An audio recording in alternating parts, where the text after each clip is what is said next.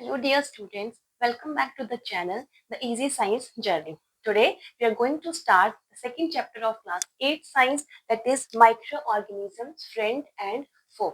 Okay, microorganisms हमारे दोस्त हैं या दुश्मन हैं, let's find out. So before starting this chapter हम करेंगे basic terms को जो आपको पता होनी चाहिए. Okay, इस chapter के related.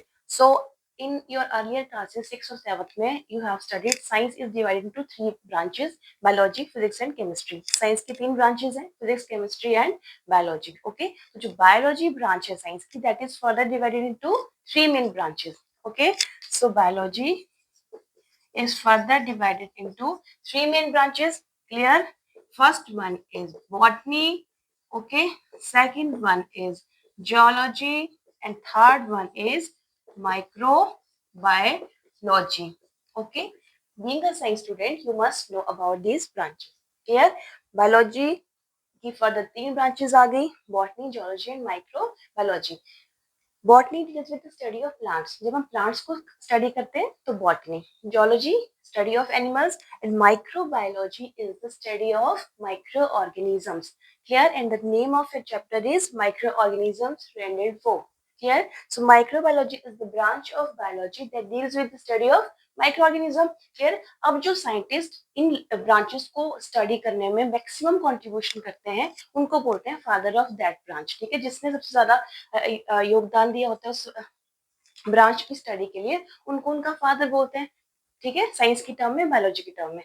तो जो माइक्रोबायोलॉजी है, ठीक है, that is the study of microorganism, इनके फादर हैं एंटन. ये साइंटिस्ट का नेम है Anton van Leeuwenhoek. Okay, Anton van Leeuwenhoek is known as the father of microbiology. Introduction में क्लियर इतना. नेक्स्ट टर्म जो आपको पता होनी चाहिए, यूनिसेलुलर एंड मल्टी सेलुलर. ये सारी हम इस चैप्टर में कवर करेंगे. You must no unicellular and multi cellular. Unicellular का मतलब होता है सिंगल सेल्ड ऑर्गेनिजम्स. ठीक है, ऐसे ऑर्गेनिज्म जिनमें सिर्फ एक ही सेल हो. सेल होता है कोशिका. ठीक है, एक ही सेल हो, उनको बोलते हैं यूनिसेलुलर ऑर्गेनिज्म. और which are made up of many cells, they are known as multi means many, multicellular organisms. Okay, so ये थी basic terms which we must know before starting this chapter. Now come to page number 17. Okay, chapter number 2, microorganism friend and foe. सो इसमें start करा है. Chapter की starting में ये written है कि you have seen various plants animals around you. आपने अपने आसपास बहुत सारे प्लांट्स और एनिमल्स को देख रखा होगा. Okay, but there are also some organism which can not be seen with naked और अनएडेड आईज. जो हमारी आंखों को नहीं दिखते हैं, ऐसे ऑर्गेनिज्म भी हमारे आसपास होते हैं. These organisms are known as micro organisms. क्या बोलते हैं इनको हम? Micro organisms. For example, you must have notice in rainy season the piece of bread, okay, that get spoiled by a organism that is in the form of grayish white patch. ठीक है, bread के ऊपर आपने grey colour का patch देखा होगा. बरसात के मौसम में ब्रेड को उसने खराब कर दिया. और जब आपने इस ब्रेड को ऑब्जर्व किया अंडर अ मैग्नीफाइंग ग्लास, बच्चों के पास घर में मैक्सिमम के पास मैग्नीफाइंग ग्लास होता है. ठीक है, जिससे चीजें बड़ी बड़ी करके दिखती हैं. तो मैग्नीफाइंग ग्लास के अंदर जब आपने उस ब्रेड के पीस को नोटिस किया, then you find some black round structures. तो ये ब्लैक राउंड स्ट्रक्चर कहाँ से आए? ओके, ये क्या होते हैं उसको हम फर्दर स्टडी करेंगे. You have to perform two activity 2.1, जिसमें आप क्या करोगे? You will go to any area and bring some soil from there. Okay, put some water in the soil in a beaker, just mix it properly and then let it settle down. आपने मिट्टी ली, उसको पानी में घोल दिया, उसको settle होने दिया. उसके बाद वहां से स्मॉल वाटर लेके एक ना ग्लास स्लाइड होती है.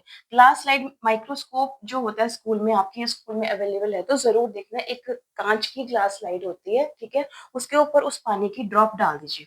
जब उस ड्रॉप को आपने डाल दिया, उसको नोटिस करना है अंडर द माइक्रोस्कोप. तो but you will find tiny बहुत छोटे छोटे जो ऑर्गेनिजम्स हैं वो मूव कर रहे हैं. ठीक है, उस वाटर में वो मूव कर रहे हैं. कौन सा वाटर? जो हमने सॉइल के साथ मिक्स किया, उसको अच्छे से सॉइल मिट्टी उसमें घुलने दी. जब मिट्टी सेटल डाउन हो गई तो फिर वहां से हमने जो सॉइल वाला वाटर था उसको लेके अंडर द माइक्रोस्कोप ऑब्जर्व किया. ये किया आपने एक्टिविटी 2.1 में.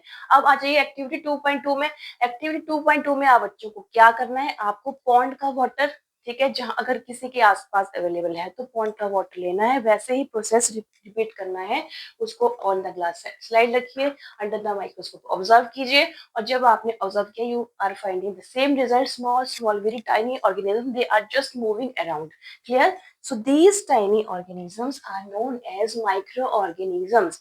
ओके, माइक्रो ऑर्गेनिज्म की डेफिनेशन कैसे आप इसको डिफाइन करोगे? The tiny organisms which can not be seen with unaided और नेक्ड आईज, ठीक है, एंड दे नीड माइक्रोस्कोप और magnifying glass to watch them. इनको हम देख सकते हैं मैग्नीफाइंग ग्लास के थ्रू या फिर माइक्रोस्कोप के थ्रू, क्लियर। तो ये हो गए माइक्रो ऑर्गेनिजम्स। अब क्लासिफिकेशन ऑफ माइक्रो ऑर्गेनिज्म, जो नेक्स्ट टर्म आपके पास आती है सबसे important, that is classification of micro organisms. Micro organisms को आप कैसे क्लासिफाई करोगे, कैसे इनके टाइप्स है, क्लासिफिकेशन का मतलब इनको टाइप्स में डिवाइड किया है। So very interesting, first second third and fourth, there are 4 types of microorganism. Microorganism के कितने टाइप्स हैं? 4, इनके क्लासेस हैं 4। First one is bacteria, clear, second one is algae, third one is protozoa and last is fungus, fungi, ठीक है, fungus single है, plural है, fungi.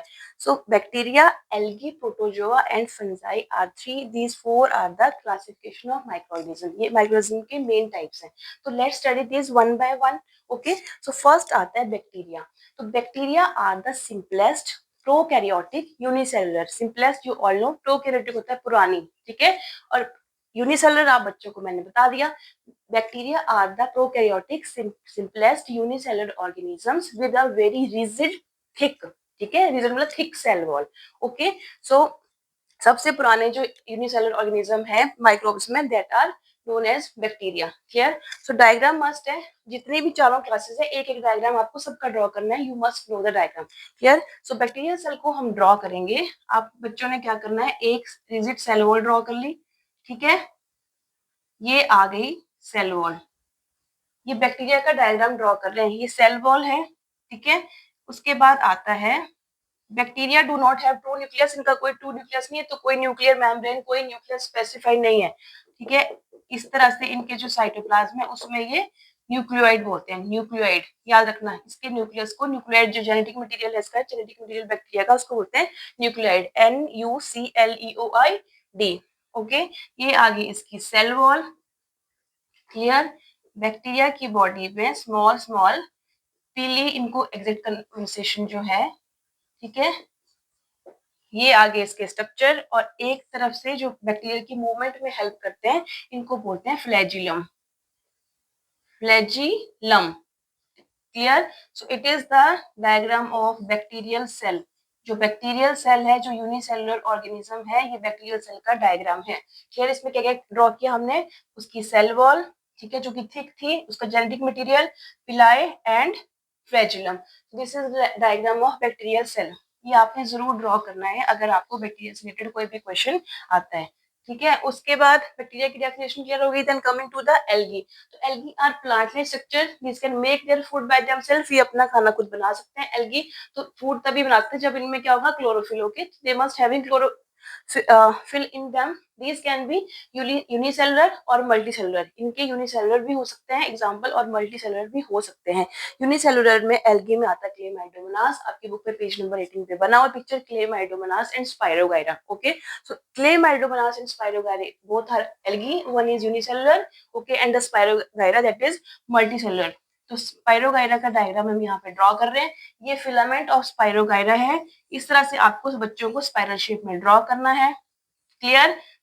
ये आ गया इसका मेन, दैट इज फिलामेंट, क्या बोलते हैं इसको बच्चों, फिलामेंट। देन कमिंग टू, इसमें होंगे बहुत सारे क्लोरोप्लास्ट, ठीक है, क्लोरोप्लास्ट, क्लियर। और ये जो स्पाइरल बैंड दिख रहा है ना आपको, इसको बोलते हैं स्पाइरल बैंड ऑफ क्लोरोप्लास्ट। क्या बोल रहे हैं, 3 ही नेमिंग है बस, spiral band of chloroplast, clear. तो डायग्राम का नेम लिख के बगैर उसका कोई मीनिंग नहीं है, यहाँ पे जगह नहीं, आप उसका आपने इसको नीचे लिखना है, इट इज स्पाइरोगाइरा। क्या है ये, स्पाइरोगाइरा।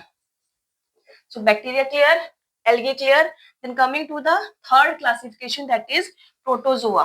प्रोटोजोआ को जब हम स्टडी करेंगे, प्रोटोजोआ होते हैं एनिमल लाइक माइक्रो ऑर्गेनिजम्स, ठीक है, unicellular animal like organism which have animals like features. They can move from one place to another. जो protozoan है, they can move from one place to another. इनके example है amoeba and paramecium. So let's draw the amoeba. और amoeba जो है, ठीक है, amoeba irregular shape के लिए फेमस है। ये आपको कोई भी शेप इस तरह से अमीबा की ड्रॉ कर सकते हो आप, इस तरह से शेप अमीबा की है, ठीक है। तो ये जो अमीबा के ये आपको दिख रहे हैं ना, ये जो एजेस हैं इनको बोलते हैं सीडोपोडिया, PSEUDO, सीडोपोडिया, ठीक है, सीडोपोडिया। इनको सीडो का मतलब होता है साइंस में फॉल्स, पोडिया का मतलब फुट, तो इनके नकली पैर है जिससे ये मूव करते हैं, एक्चुअल के पैर नहीं असली के, सीडोपोडिया, क्लियर। उसके बाद आ जाएगा अमीबा का न्यूक्लियस, न्यूक्लियस के बाद है अमीबा का साइटोप्लाज्म, क्लियर, साइटोप्लाज्म। साथ में इसमें साइटोप्लाज्म में आपको देखेंगे बहुत सारे food vacuole, food vacuole and water vacuole. तो ये डायग्राम है किसका, amoeba. Amoeba is a protozoa. So protozoa क्या होते हैं, these are animal like organism which can move from one place to another. Amoeba हमने इसका एग्जांपल कर लिया with cytoplasm, pseudopodia, food vacuole and nucleus. तो अमीबा का स्ट्रक्चर क्लियर हो गया। Then coming to the next category, fourth one, that is fungi. Okay, so जो ये फंगस है, it is a fourth category. Fungus do not have any chlorophyll, chlorophyll नहीं है तो they can not make their food. These are either saprophytic, ठीक है, dead decaying organism ये खाते हैं, उन पे डिपेंड करते हैं। आइदर दे आर हिट्रोट्रॉफिक, दूसरे ऑर्गेनिज्म के ऊपर ये सर्वाइव करते हैं, फंगस, क्लियर। तो फंगस जो होती हैं, these can be unicellular, unicellular हो सकती हैं, बट जो मोस्ट ऑफ द फंगस है ना वो मल्टी सेलुलर होती है। They are made up of many cells. On page number 18, bread mold is there, penicillin is there, aspergillus is there. So these fungus are multicellular. तो unicellular का example हम करेंगे east. East अच्छे से note कर लो, ये बड़े काम की चीज है ईस्ट, हम लोगों ने सुना होगा इसका नाम। ये किस में आता है, फंगस में, फंजाई की कैटेगरी में, और ये है unicellular, it is made up of only one cell. तो ये जो आउटर लेयर हमने ड्रॉ करी है, it is the capsule of yeast. क्या ये ईस्ट का कैप्सूल, साथ में आता है इसका न्यूक्लियस, ओके, न्यूक्लियस हो गया, कैप्सूल हो गया। Then it is the part which is known as bud, bud बोलते हैं इस पार्ट को, इसके थ्रू ये ग्रो करता है फर्दर। उसके बाद इसमें छोटे छोटे से ऐसे स्ट्रक्चर जो आपको देखने को मिलेंगे उनको बोलते हैं माइटोकॉन्ड्रिया, ओके, माइटोकॉन्ड्रिया तक क्लियर हो गया। Next, various types of vacuoles are there. So it's all about the naming of yeast. किसका डायग्राम है ये, yeast, yeast cell which is example of fungus, it is unicellular. Bud, mitochondria, vacuole, capsule, outer body and nucleus, clear. So fungi तक clear हो गया। So these are the four classification of microorganisms, okay. Then coming to the next topic, that is virus. अब virus को हमने include नहीं किया है micro organism की कैटेगरी में, तो उसका एक पर्टिकुलर रीजन है। सबको कोरोना का टाइम याद है, किसी को छींक आती थी, चाहे वो अपना कोई क्लोज ही क्यों ना हो, हम दूर भागते थे, हैंड वॉश इतने करते थे कि जितने हमने आज तक कभी ना किया हो। ये रियलिटी है, ये फैक्ट है, ठीक है। तो इसका मतलब है कोई ना कोई ऐसी चीज है, वायरस जो है जब तक वो बाहर है उससे हमें खतरा नहीं, जैसे वो हमारी बॉडी के अंदर जाएगा हम हैंड वॉश क्यों करते थे, ताकि जो वायरस अगर हैंड में है तो वो रिमूव हो जाए। अगर बॉडी के अंदर हो गया तो that can be deadly toxic to us, ठीक है, वो हमारे लिए जानलेवा हो सकता था, clear.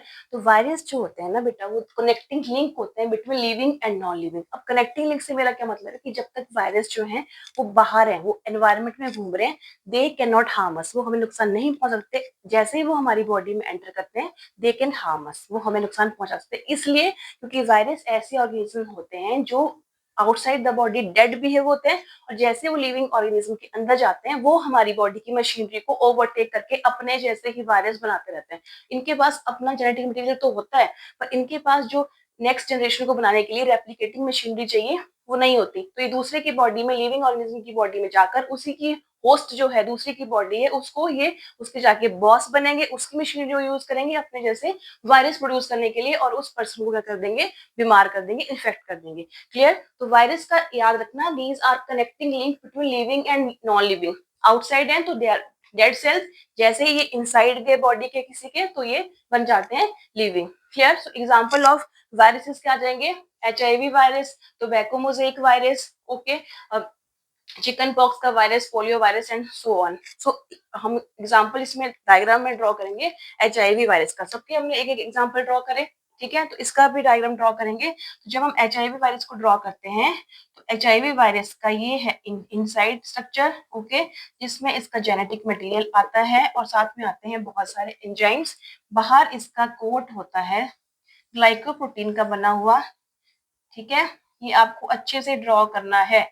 It is the example of HIV AIDS virus, ठीक है? बड़ी क्लासेस में भी कहीं ना कहीं आपका सामना इस डायग्राम से जरूर होगा बच्चों, उसमें आप इसकी नेमिंग डिटेल में स्टडी करोगे। सो it is the structure of HIV virus, ठीक है, जिसमें हम करेंगे इसकी नेमिंग। तो ये जो ग्लाइकोप्रोटीन का इसके पास स्ट्रॉन्ग कोट है, ठीक है? ये इतनी स्ट्रॉन्ग प्रोटीन है कि आज तक एड्स की दवाई जो है परमानेंट उसको किल करने के लिए वो नहीं बनी है। ये हर टाइम अपनी शेप बदलता है। ग्लाइकोप्रोटीन का कोट इसके पास होता है, ठीक है? साथ में ये जो है एनवेल्प, इसको बोलते हैं एनवेल्प, क्लियर? नेक्स्ट जो ये है डॉटेड लाइक स्ट्रक्चर, इनको बोलते हैं एंजाइम्स, एंजाइम्स, क्लियर? एंड जो बीच में दिख रहा है ये है इसका जेनेटिक मटेरियल। 4 नेमिंग है, इतनी नेमिंग करवा रही हूँ जितने आप बच्चे इजीली लर्न कर सकते हो। और पेपर में आपको डायग्राम ड्रॉ करने चाहिए अगर किसी के बारे में पूछते हैं रिलेटेड क्वेश्चन। तो ये किसका डायग्राम है?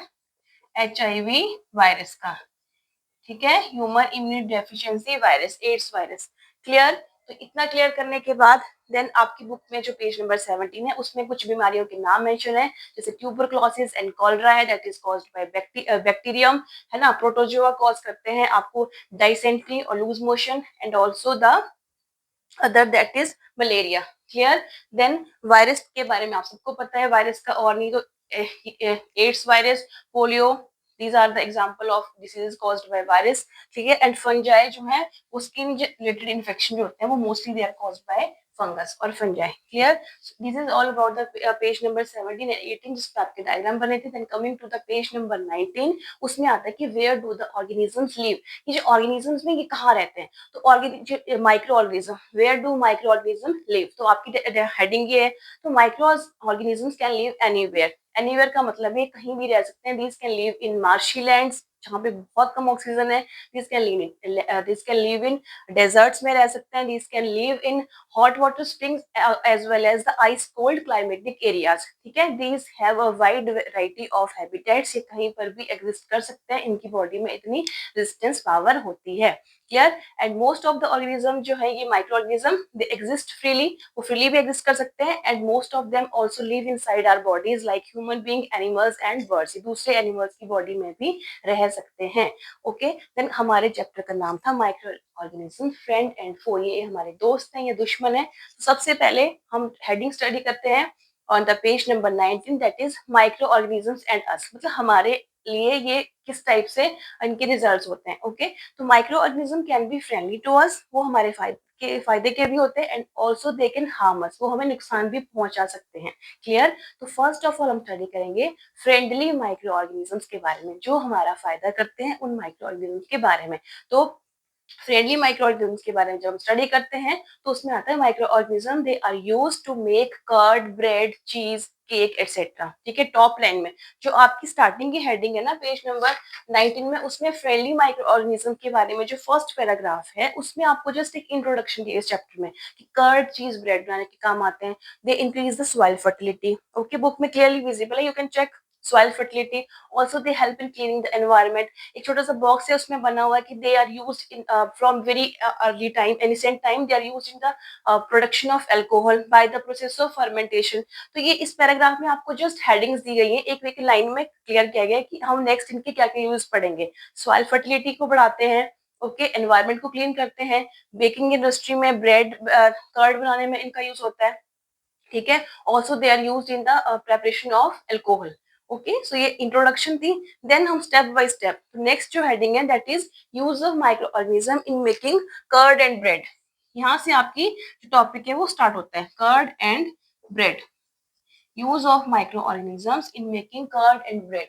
तो you all have studied curling of milk, दूध से दही बनने का प्रोसेस आपने स्टडी किया होगा या अपने घर में ऑब्जर्व किया होगा। तो उसमें क्या करते हैं, हम मिल्क लेते हैं, ठीक है, मिल्क में हम ऐड करते हैं small amount of curd, small amount of curd इसमें ऐड कर दिया। तो कर्ड में होता है एक बैक्टीरिया लैक्टोबैसिलस, एक्चुअली में बैक्टीरिया का नाम है bacillus. Lactogen is the sugar present in milk, milk में जो शुगर होती है उसको बोलते हैं लैक्टोज। तो उस लैक्टोज से लैक्टो वर्ड है, lactobacillus, and this whole milk will change into curd and this process is known as curdling of milk। क्या बोलते हैं इसको, कर्लिंग ऑफ मिल्क, दूध से दही बनना। ओके तो पहली जो है वो वंडर करती है कि उसकी मदर ने small amount of curd add करी मिल्क में, और कुछ टाइम के बाद, कुछ आवर्स के बाद जो पूरे का पूरा मिल्क था वो चेंज हो गया कर्ड में, दही में। तो एक्चुअली में जो कर्ड है उसमें होते हैं बहुत सारे माइक्रो ऑर्गेनिजम्स जिनका नाम है लैक्टोबैसिलस बैक्टीरिया। तो ये जो बैक्टीरिया है ये फटाफट रिप्रोड्यूस करते हैं, अपने जैसे और बैक्टीरिया बनाते हैं, मल्टीप्लाई करते हैं मतलब, और एक से मैनी, मैनी से मोर, इस तरह से मल्टीप्लिकेशन करके ये सारे का सारा जो मिल्क है उसको कर्ड कर देंगे, कन्वर्ट कर्ड में। This is known as curdling of milk.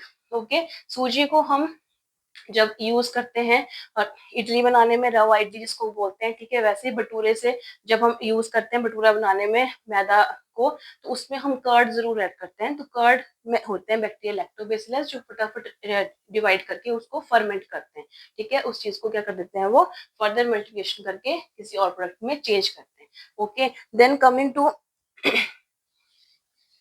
Next, that is use of these microorganism in baking industry. जो बेकिंग इंडस्ट्री है सबसे इम्पोर्टेंट, बेकिंग इंडस्ट्री से हमारे मेन तीन चीजें हमारे माइंड में आती हैं। एक होता है ब्रेड, दूसरा है केक, थर्ड है पेस्ट्री।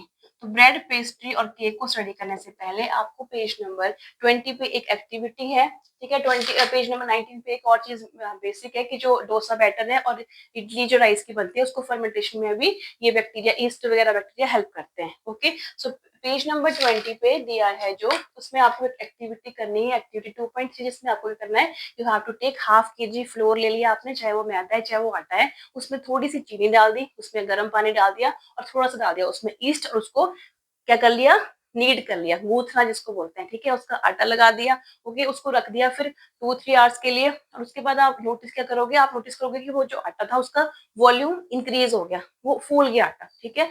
तो ये क्यों हुआ, क्योंकि जो हमने उसमें ईस्ट ऐड किया, ईस्ट ने अपने जैसे और भी ईस्ट बनाए, रिप्रोड्यूस किया फटाफट, गैस रिलीज की ड्यूरिंग रेस्पिरेशन, उस गैस का नाम था carbon dioxide. Carbon dioxide gas release करी और इस गैस के जो बबल्स थे वो उस डो में फिल हो गए, ठीक है, डो पूरे का पूरा बबल से भर गया और फाइनली उस जो डो का वॉल्यूम था वो इंक्रीज हो गया। तो ये जो प्रोसेस है ये बेस बनाता है किसके लिए, बेकिंग इंडस्ट्री के लिए, जो बनाती है bread, cake and pastry.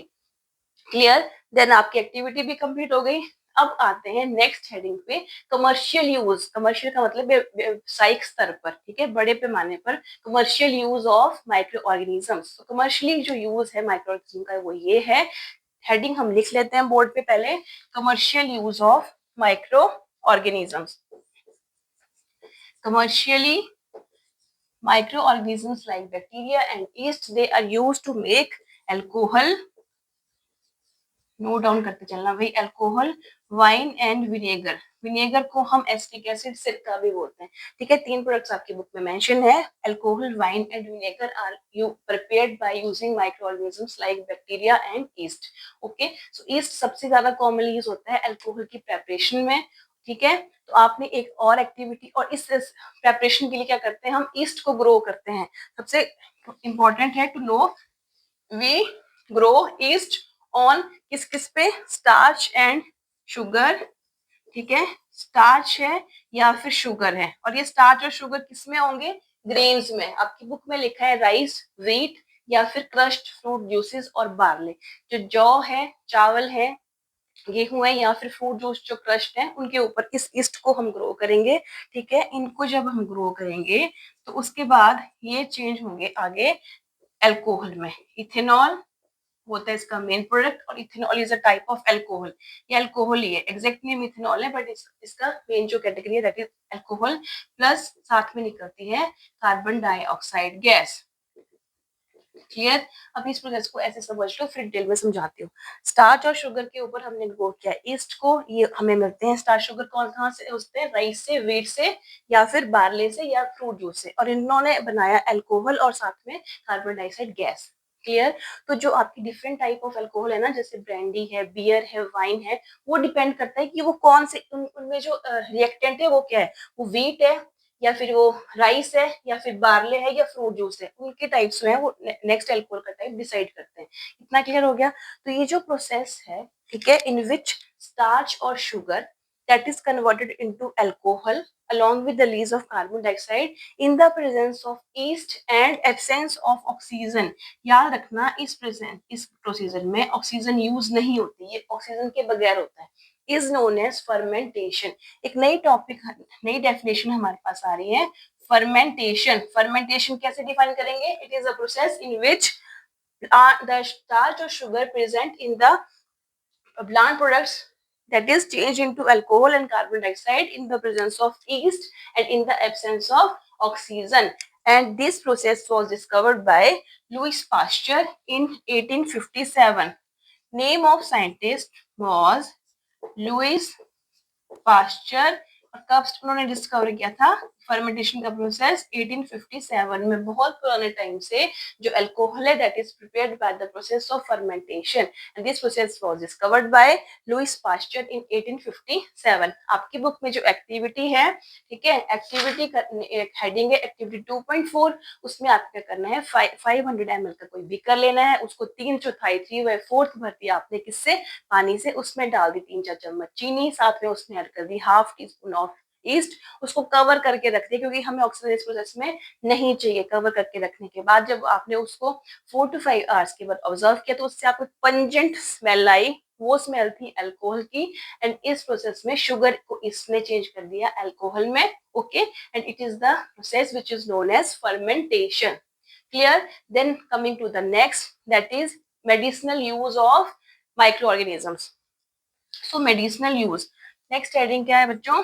Medicinal use of micro organisms. तो जब भी कभी होना ना चाहिए कोई भी बच्चा का बीमार, ऐसा ना, भगवान करे ऐसा कभी ना हो, बट कभी ना कभी आप लोगों ने एंटीबायोटिक्स ली होंगी या अपने घर में किसी को लेते हुए देखा होगा। क्लियर। तो एंटीबायोटिक जब हम डॉक्टर हमें प्रिस्क्राइब करते हैं तो हम एंटीबायोटिक लेते हैं। अभी एंटीबायोटिक्स होती क्या है, ठीक है, पहले इसकी डेफिनेशन को क्लियर कर लेते हैं। एंटीबायोटिक्स होती हैं, these are the chemical substance or medicines which are obtained from microorganisms like bacteria and fungi, and these are used to kill other microorganisms। Micro organism से ये मिलती हैं और दूसरे माइक्रो ऑर्गेनिज्म को किल करने के काम में आती हैं। एंटीबायोटिक्स को डिफाइन कर लिया, these are the chemicals obtained from microorganisms like bacteria and fungi and used to kill other microorganisms। Clear. तो एंटीबायोटिक जो है दीज आर कॉमनली यूज्ड, और आपने किस किस डिसीज के लिए सुनी है? निमोनिया के लिए, यूट्राइन इन्फेक्शन के लिए, जो यूरिनरी ट्रैक्ट इन्फेक्शन यूटीआई जिनको बोलते हैं, निमोनिया के लिए हो गया, इसके लिए स्किन डिसऑर्डर्स के लिए, स्किन में कोई एलर्जी है तब हम एंटीबायोटिक यूज करते हैं, या हमारे टीथ में कोई प्रॉब्लम है, ईयर या साइनस इन्फेक्शन है, तो ये कॉमनली वो बीमारी है जिनको हम ट्रीट करते हैं with the help of antibiotics. Okay, so antibiotic example हैं जो कॉमनली यूज्ड है, ठीक है, penicillin, clear, erythromycin, penicillin, tetracycline, and streptomycin. ये 4 एग्जांपल याद रखना, और डिसऑर्डर मैंने आपको बता दी कौन कौन सी बीमारियां इनसे क्योर हो सकती हैं। क्लियर। तो एंटीबायोटिक्स हो गई जो सब्सटेंस किल करते हैं माइक्रोऑर्गेनिजम्स को, मिलते भी हमें किससे हैं? माइक्रोऑर्गेनिजम्स से मिलते हैं। अब एंटीबायोटिक की डिस्कवरी बहुत इंटरेस्टिंग है, ठीक है। जो फर्स्ट एंटीबायोटिक थी दैट वाज डिस्कवर्ड इन 1928 में डिस्कवर हुई थी। साइंटिस्ट का नाम था अलेक्जेंडर फ्लेमिंग। और जो फर्स्ट डिस्कवर्ड एंटीबायोटिक, सबसे पहले जो एंटीबायोटिक आई थी वो आई थी पेनिसिलिन। ये इंपॉर्टेंट क्वेश्चंस होते हैं कॉम्पिटिटिव एग्जाम के लिए या फिर आपके वाइवा के लिए, ठीक है। Penicillin was the first discovered antibiotic. It was discovered by scientist का नेम था अलेक्जेंडर फ्लेमिंग। ओके, कौन से ईयर में की गई थी ये? इन 1928 में। जो साइंटिस्ट थे अलेक्जेंडर फ्लेमिंग, वो स्टडी कर रहे थे ऑन अ बैक्टीरिया। उन्होंने कोई ये एंटीबायोटिक नहीं बनानी थी, वो एक अपनी स्टडी कर रहे थे एक बैक्टीरिया पे जिसका नाम था स्टेफाइलोकोकस। स्टेफाइलोकोकस सिंगल है, प्लूरल बहुत सारे हैं तो स्टेफाइलोकोकाई बोलते हैं। स्टेफाइलोकोकस बैक्टीरिया पे वो स्टडी कर रहे थे, तो उन्होंने नोटिस किया कि लैब में उन्होंने 4-5 वो पेट्री डिश रखी थी जिसके ऊपर उन्होंने बैक्टीरिया के कल्चर को ग्रो करके रखा था, ठीक है। तो उन्होंने देखा कि एक डिश में क्या था, ग्रीन कलर की मोल्ड थी, ग्रीन कलर की मोल्ड थी पेनिसिलियम नोटेटम की, ओके। तो वहां पे जिसमें वो ग्रीन कलर की मोल्ड थी, मतलब वो फंगस थी, उसमें ये जो बैक्टीरिया थे वो बिल्कुल ही खत्म हो गए। इसका मतलब क्या हुआ, उस फंगस ने खा लिया, किल कर लिया इनको, इन वाले बैक्टीरिया को। क्लियर। तो इस तरह से इन्होंने देखा कि फंगस है, इसमें ऐसी प्रॉपर्टी है जो इन बैक्टीरिया की ग्रोथ को बिल्कुल खत्म कर रही है। तो इसका मतलब हुआ कि अगर कोई डिसीज इन बैक्टीरिया से होगी तो उसको वो फंगस क्लियर किल कर देगी, उस डिसीज को वो प्रिवेंट कर देगी। सो इस तरह से एक्सीडेंटली, जानते बूझते नहीं, एक्सीडेंटली डिस्कवरी हुई थी किसकी, पेनिसिलियम की, पेनिसिलिन की। और जो फंगस थी वो थी पेनिसिलियम नोटेटम, उसी के नाम पे ये इसका नाम रखा गया पेनिसिलिन। ओके। सो जो वर्ल्ड वॉर सेकंड हुआ था उसमें बहुत सारे सोल्जर्स को ट्रीट करने के लिए यूज किया गया था इस पेनिसिलिन का। और 1945 में इनको मिला था नोबेल प्राइज, अलेक्जेंडर फ्लेमिंग को, for the discovery of penicillin. Clear. So antibiotic में आपको ये भी इस पेज पे मेंशन है, नेक्स्ट जो पेज है इसमें पेज नंबर 21 पे, कि कॉमनली जो एंटीबायोटिक्स हैं इनको यूज करते हैं हम बैक्टीरियल इन्फेक्शन को ट्रीट करने में, फंगल इन्फेक्शन को ट्रीट करने में, और साथ में जो हमारे पॉल्यूटरी फार्म्स हैं या फिर जो एनिमल्स को फूड हम देते हैं अपने घरों में, उसमें भी हम एंटीबायोटिक ऐड करते हैं ताकि उनकी कोई भी डिसीज उसको क्योर कर सकें। प्लांट्स के लिए भी इन यूजफुल है। क्लियर। देन एंटीबायोटिक के बारे में आपको पैराग्राफ में लिखा गया है कि without the prescription of doctor don't take antibiotics. जब डॉक्टर ने लिखा हो तभी आप यूज करें, उनका कोर्स पूरा करना होता है। क्लियर। अगर आप अपनी मर्जी से एंटीबायोटिक लेते हैं या ओवरडोज या उसकी लेस डोज यूज करते हैं तो उससे आपके दो नुकसान होंगे। पहला क्या है, जब आपकी बॉडी को असली में वो एंटीबायोटिक चाहिए तो वो लेस इफेक्टिव होगी। दूसरा नुकसान क्या है, आपकी बॉडी में जो हेल्दी फ्रेंडली बैक्टीरिया हैं उनको भी वो एंटीबायोटिक किल कर सकती है। So that's all for today. I hope ये वीडियो आप बच्चों के लिए यूजफुल रहेगा।